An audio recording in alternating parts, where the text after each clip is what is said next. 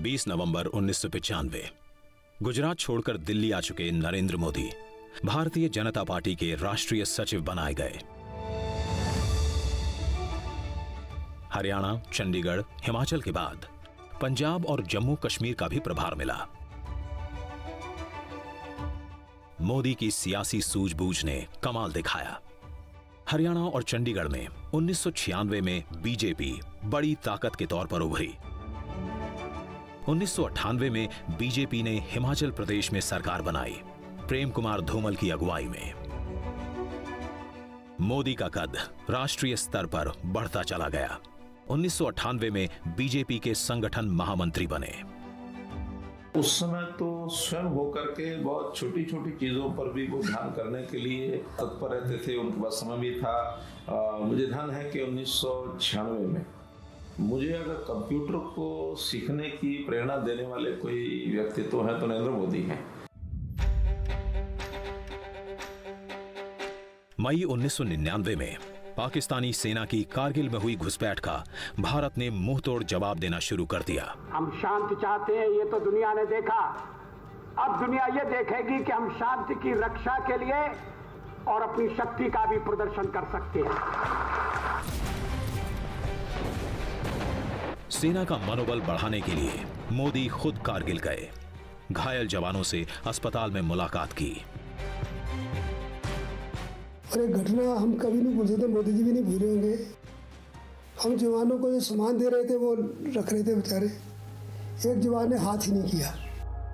Mine blast में इस जवान के दोनों हाथ और दोनों पैर उड़ गए।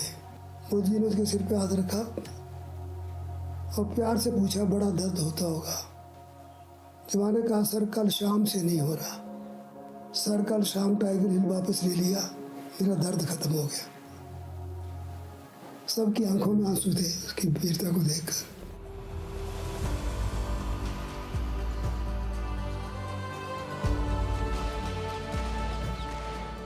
कारगिल से पाकिस्तानी घुसपैठियों को भारतीय सेना ने मार भगाया। 1999 में अटल बिहारी वाजपेयी के नेतृत्व में तीसरी दफा एनडीए की सरकार बनी। बीजेपी की बढ़ती ताकत में मोदी संगठन महामंत्री के तौर पर महत्वपूर्ण भूमिका निभा रहे थे। इत्तेफाक ये कि बीजेपी पूरे देश में मजबूत हो रही थी, लेकिन मोदी के अपने गृह प्रदेश में कमजोर। साल 2000 में हुए स्थानीय निकायों के चुनाव में बीजेपी को गुजरात में ज्यादातर जगहों पर हार का सामना करना पड़ा था। देश गणतंत्र दिवस मना रहा था, लेकिन गुजरात के लिए यह दिन काल बनकर आया।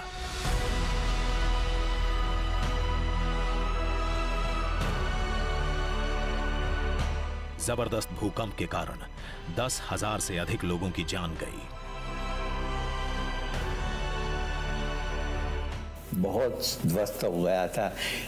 अंजार में तो स्कूल पूरी की पूरी और बच्चे भी थे उनमें समाप्त हो गए थे। तो ऐसी खराब हालत थी उन दिनों में कि पता नहीं था कि इसमें क्या करें। कच्छ में जान माल का सबसे अधिक नुकसान हुआ। भुज की पुनर्रचना कैसे होनी चाहिए, उन्होंने कहा था कि अलग जगह पर बड़ी जगह लेकर गांवों की पुनर्रचना करनी चाहिए और शहरों जैसी रचना करनी चाहिए। बड़े रास्ते होने चाहिए, गटर होनी चाहिए और विद्यालय होने चाहिए। आज हमें लगता है कि कच्छ में कभी भूकंप हुआ ही नहीं। तो ये जो संस्कृति है, कल्चर है, वो उनके दिमाग में है। आपत्ति को अवसर में बदलना, ये दो जीवन सूत्र नरेंद्र मोदी के पूरी राजनीतिक और सामाजिक जीवनी में है। भूकंप के इस कालखंड में राहत और बचाव कार्यों में राज्य सरकार की शिथिलता को लेकर गुजरात के मुख्यमंत्री केशुभाई पटेल पर गंभीर सवाल उठे। सितंबर महीने में साबरकांठा की लोकसभा सीट और साबरमती की विधानसभा सीट पर उपचुनाव हुए। दोनों जगह पार्टी की हार हुई। पार्टी के अंदर चिंतन का सिलसिला शुरू हुआ। 1 अक्टूबर 2001 माधवराव सिंधिया के साथ विमान दुर्घटना में मारे गए कैमरामैन गोपाल सिंह बिष्ट का दिल्ली में अंतिम संस्कार हो रहा था। नरेंद्र मोदी भी वहीं मौजूद थे। उनके मोबाइल फोन की घंटी बजी। लाइन पर थे प्रधानमंत्री वाजपेयी। कहा, शाम में मिलने के लिए आओ। मोदी वाजपेयी से मिलने गए। गुजरात वापस लौटने का फरमान मिला, मुख्यमंत्री के तौर पर।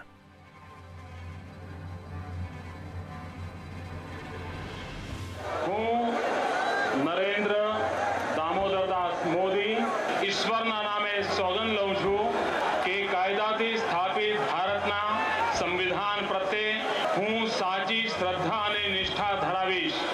હું ભારતના સાર્વભૌમત્વનું અને અખંડતાનું સમર્થન કરીશ અને હું ગુજરાત રાજ્યના મુખ્યમંત્રી તરીકેના મારા કર્તવ્યો શ્રદ્ધાપૂર્વક અને અંતઃકરણપૂર્વક બજાવીશ।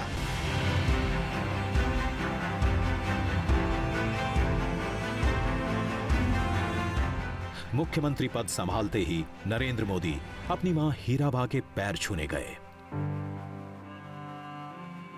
मां ने आशीर्वाद के साथ सीख भी दी, बेटा कोई घूस दे तो लेना मत।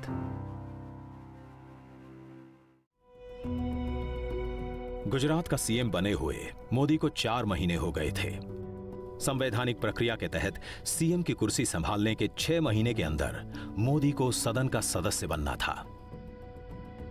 1.5 दशक से पार्टी और साथियों को अलग अलग चुनावों में जीत दिलाते आए मोदी को खुद के लिए पहली बार चुनाव लड़ना था। मैंने पार्टी के लिए, पार्टी की जरूरियात के लिए सीट खाली कर दी और उसी पर नरेंद्र भाई जीत कर आए।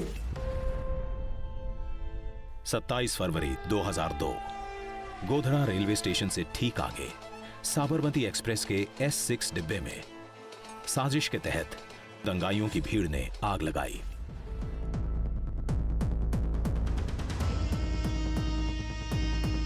निशाने पर थे वो कार सेवक जो अयोध्या से लौट रहे थे। आगजनी में 59 लोगों की मौत हुई। अगले ही दिन गुजरात के ज्यादातर हिस्सों में दंगे भड़क उठे। उन्होंने बाकी जो राज्य थे इंक्लूडिंग कांग्रेस के राज्य, उनसे मदद मांगी कि मुझे पुलिस चाहिए। वो पुलिस की मदद मिली नहीं उनको। आर्मी की मदद मांगी उन्हें, आर्मी आ गई दूसरे दिन। जो ये पूरा प्रचार था कि भाई उन्होंने दंगों को भड़काया, वो बिल्कुल दुष्प्रचार था। 28 फरवरी की देर रात वायुसेना के विमानों से सैनिक अहमदाबाद पहुंचे। दंगों को लेकर विपक्ष ने मोदी पर हमले शुरू कर दिए। ये भी मोदी जी के लिए एक बड़ा चैलेंज था, गुजरात को संभालना, कम्युनिटी हार्मनी को संभालना, जिन्होंने गुंडागिर्दी की थी उनको नसीहत देना, और देश भर के सूडो सेक्युलरिस्ट मोदी ने ये किया है, मोदी ने ये किया है, मोदी जी को बदनाम करने के लिए पूरी कोशिश की। डिक्शनरी में जितने खराब शब्द है आज, वो सभी मोदी जी के लिए यूज हुआ उस वक्त। तभी भी मोदी जी ने कोई धैर्य नहीं छोड़ा। विपक्षी पार्टियों का हमला जारी रहा।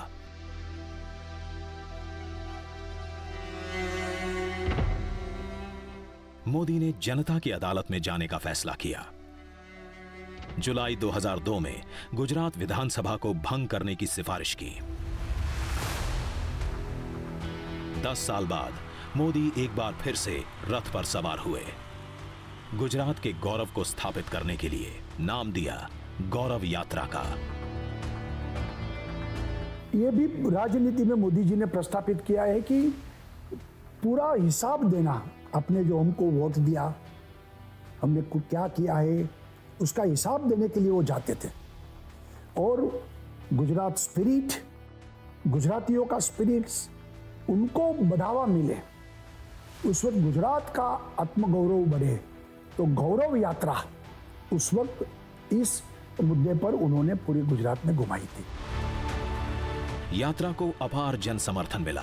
पार्टी को गुजरात विधानसभा की 182 में से 127 सीटें हासिल हुईं। मोदी का दूसरा शपथ ग्रहण। હું ભારતના સાર્વભૌમત્વનું અને અખંડતાનું समर्थन કરીશ।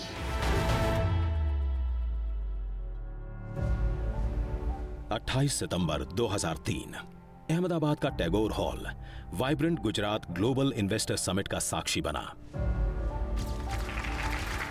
Here was a concerted attempt to draw investments into Gujarat. You cannot have growth without investments, and you needed to make a concerted effort to get growth and investments. And Vibrant Gujarat served for many years as that one event that focused everybody on the fact that we needed to get investments into Gujarat. देश विदेश के बड़े उद्योगपति शामिल हुए, बड़े पैमाने पर निवेश के प्रस्ताव आए। मोदी के शासन की जमकर तारीफ हुई। 2003 से शुरू हुआ ये सिलसिला हर 2 साल पर vibrant Gujarat global investor summit के तौर पर जारी रहा। पहले से ज्यादा भव्य, ज्यादा नामचीन उद्योगपतियों, देशों और कंपनियों के प्रतिनिधित्व के साथ। In course of time, I think the Chief Minister will find that he will not have to attract people to Gujarat. The question will be, you're stupid if you're not here. देशी विदेशी निवेश गुजरात में लगातार बढ़ता रहा। इस बीच मोदी एक और मिशन पर लगे, गुजरात के चौतरफा विकास की कोशिश, नागरिकों का जीवन स्तर बेहतर करने की कोशिश। यही कोशिश गुजरात मॉडल के तौर पर जानी गई, देश विदेश हर जगह। उनका जो था वो स्किल एंड स्केल, ये एक महत्वपूर्ण उनका सूत्र बना रहा। स्किल डेवलप करना है, वोकेशनल जो चांसेस है, वोकेशनल कोर्सेज है, उसको डेवलप करना चाहिए और लोगों को एम्प्लॉयमेंट कैसे मिले, इसकी और उन्होंने ध्यान दिया। शाला प्रवेशोत्सव, पहले शौचालय, फिर देवालय, सभी घरों में 24 घंटे बिजली देने वाली ज्योतिग्राम योजना। 24/7 इलेक्ट्रिसिटी का गुजरात में शुरू किया, तब पूरा हिंदुस्तान में जो है 24/7 इलेक्ट्रिसिटी किसी को दे सकते हैं, हर घर में दे सकते हैं, ये तो कोई सोच ही नहीं सकते थे। खेत की पैदावार बढ़ाने के लिए सॉइल हेल्थ कार्ड, कृषि महोत्सव। એટલે જેમ ખેતરમાં પરિવર્તન, ખેડૂતમાં પરિવર્તન, પાકમાં પરિવર્તન, એમ કૃષિની સંપૂર્ણ વ્યવસ્થા બાબતમાં પણ પરિવર્તન। चमकते सरकारी अस्पताल, मेडिकल कॉलेजों की संख्या में भारी भरकम इजाफा। रर्बन मिशन, शहर जैसी सुविधाएं गांव में।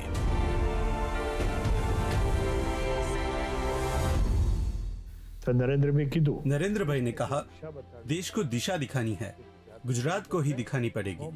भले ही महंगा, लेकिन हमें सूर्य किरणों से बिजली उत्पन्न करनी पड़ेगी। और हमारी कच्छ की धरती इतनी विशाल है कि पूरे देश को हम यहाँ से बिजली देंगे। एशिया का सबसे बड़ा सोलर पार्क, दुनिया का सबसे लंबा कैनाल नेटवर्क, देश का पहला river front. When the project got done and finished, suddenly you had 11,000 slum dwellers had found new houses for themselves, and 2 square kilometers of land had been reclaimed on both sides of the river. It showed the way of how our complex problems can be tackled in a way that ordinary people find it meaningful and useful. विश्व की सबसे ऊंची प्रतिमा, statue of unity. लाखों check dam बनवाकर भूगर्भ जल स्तर को ऊंचा उठाना, सौराष्ट्र और कच्छ के सूखे इलाकों में नर्मदा का पानी पहुंचाना। અને જે ખેડૂત આટલી મહેનત કરતો હોય, આપણો પરિવર્તનશીલ હોય, પ્રગતિશીલ હોય, અને એના માટે જ્યારે નર્મદાનું પાણી આવે ને, તો મારો આનંદ અનેરો વધી જાય છે, અને ઘણો વધી જાય। पुलिस बेड़े का आधुनिकीकरण, पंचायतों तक इंटरनेट का जाल, जन शिकायतों के निवारण के लिए स्वागत ऑनलाइन का हैंडल, इन सब से मिलकर बना मोदी का गुजरात मॉडल।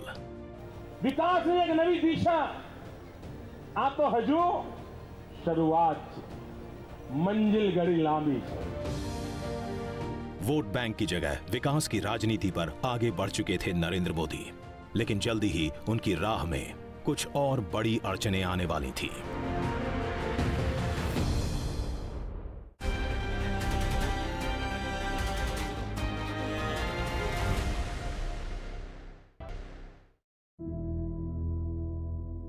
गुजरात के मुख्यमंत्री के तौर पर नरेंद्र मोदी को धरने पर बैठने के लिए मजबूर होना पड़ा। मुख्यमंत्री ने अपने स्टेट के लिए उपवास किया हो, अभी तक एक ही दाखिला है और नरेंद्र भाई मोदी का है। केंद्र सरकार थी कांग्रेस की, बांध की ऊंचाई बढ़ाने के लिए यहां पर उपवास किया, पूरा गुजरात जाग गया। वजह थी मनमोहन सिंह की अगुवाई वाली यूपीए सरकार की तरफ से लगाई गई अड़चन, जिसके कारण सरदार सरोवर बांध की ऊंचाई नहीं बढ़ाई जा सकती थी। અને નર્મદાનું 110 મીટરનું ક્લિયરન્સ મળે તો હું ગુજરાતની ધરતીને વચન આપવા માંગુ છું, જે દિવસે બાંધકામ શરૂ થાય એના 150મા દિવસે ગુજરાતમાં વીજળીનો પણ ધોધ વહેતો થઈ જાય, આજથી અમે તૈયારી કરી। मोदी का उपवास 52 घंटे चला, गुजरात की मांग पूरी हुई।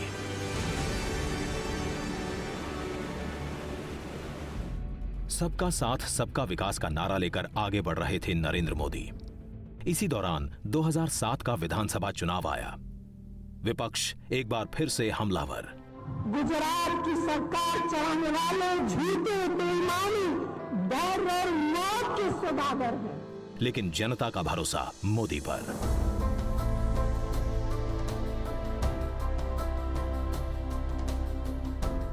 – 2007 में हुए विधानसभा चुनावों में बीजेपी को बड़ी कामयाबी हासिल हुई। मोदी का सिक्का और जमा, अजीत की छाप मजबूत हुई। 3 अक्टूबर 2008 ममता बनर्जी के हिंसक विरोध के कारण पश्चिम बंगाल के सिंगूर से अपनी ड्रीम कार नैनो का प्लांट बंद करने का ऐलान रतन टाटा को करना पड़ा। टाटा परेशान थे, कहां जाएं, किस जगह नैनो का प्लांट लगाएं।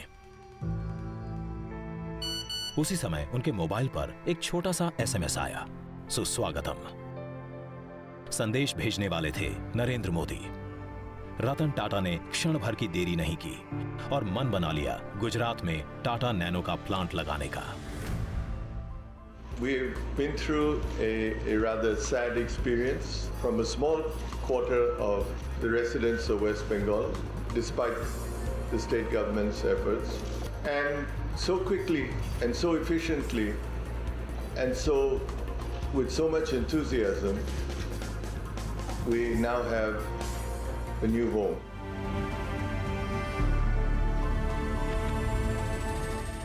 – 17 सितंबर 2011 मोदी अपना 61वां जन्मदिन मना रहे थे, लेकिन अनूठे ढंग से।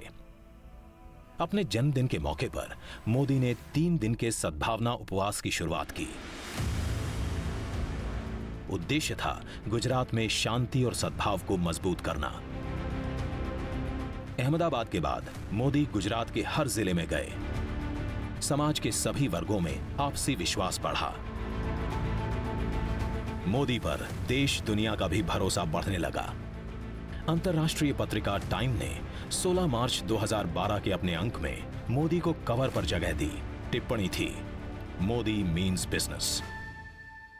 एक मत गुजरात भाजपा सरकार के नारे के साथ नरेंद्र मोदी चुनाव मैदान में उतरे, जीत की हैट्रिक लगाई।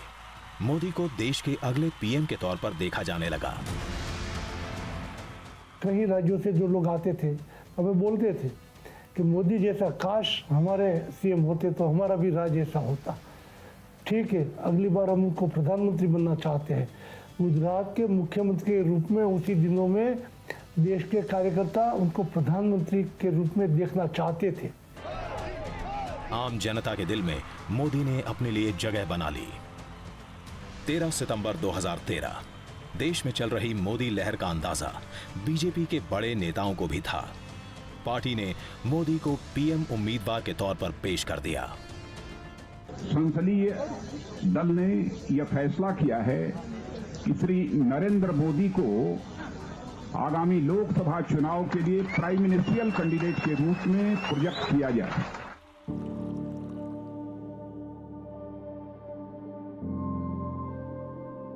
जो कभी चाय लेकर ट्रेन के पीछे भागता था, उसके पीछे अब जन सैलाब था। नरेंद्र मोदी का चुनावी अभियान जोर शोर से शुरू हो गया। कहीं चाय पर चर्चा, कहीं रोड शो, कहीं पर जनसभा, तो कभी 3D रैली, अलग अलग भाषा, वेशभूषा। नरेंद्र मोदी देश के हर हिस्से में प्रचार के लिए गए, लेकिन हर जगह सभा में गूंज एक ही। 16 मई 2014 मतगणना शुरू हुई। लोकसभा की 543 सीटों में से एनडीए ने 336 पर जीत दर्ज की। अकेले बीजेपी को 282 सीटें मिली। पहली बार ऐसा हुआ जब बीजेपी खुद अपने बूते पर सरकार बनाने की हालत में थी। नरेंद्र मोदी वाराणसी और वडोदरा दोनों सीटों पर रिकॉर्ड मतों से जीते।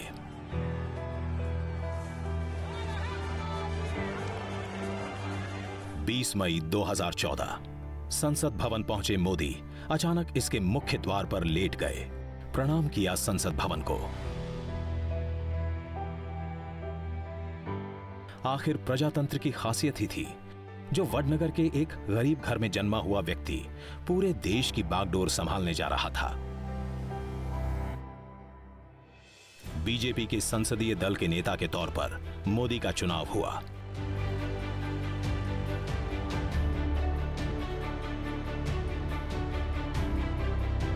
मोदी ने 21 मई को गुजरात के मुख्यमंत्री पद से इस्तीफा दिया। 22 मई को आनंदीबेन पटेल राज्य की नई सीएम बनी।